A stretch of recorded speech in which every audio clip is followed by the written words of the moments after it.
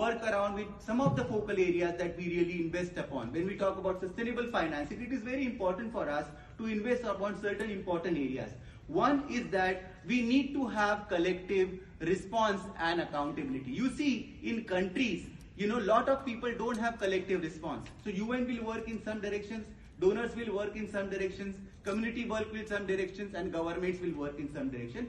And I'm not even talking about the private partnerships. So we need to sync this response, which is a very important aspect for sustainable financing. Second is value for money against value for life. Let me repeat that. Value for money, increase value for life. So when you are donating, when you are giving money, or whenever you are financing, you should make sure that you are investing on value for life, not only value for investment. Because many times whenever investment cases are done in perspective saying that is out of this much we have given resources to this much, rather than out of this much how many lives that we have transformed, how many lives we have changed. That is something which is very important. The second part about it is that responsible transitioning versus rational transitioning. So rather than just rational funding, we need to invest upon responsible funding. Now when I say responsible funding, what is important? Whenever there is an investment happening into the countries, we have to have an exit plan. But the exit plan has to be driven by the community-led approach.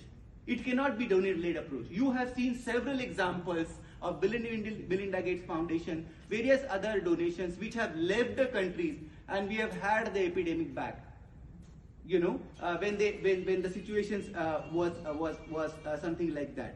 Then we are talking about the high level of commitment towards health and human rights, investment on advocacy. Many times we don't invest on advocacy. What we invest upon is disease control. We invest upon science, but we don't invest upon advocacy. Why are we not doing that? Because advocacy is a long-term pain.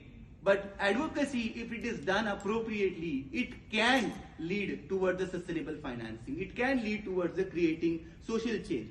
The other thing that I want to talk about, that we need to track the gains not from the statisticians or mathematicians. We have to track the gain on the program from the community-led response.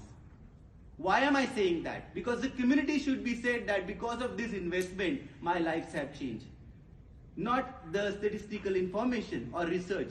Because many times in various research and statistical studies, communities are not part of that. They are just used as a beneficiary, and that is something which we need to understand. I will just take 2 more minutes to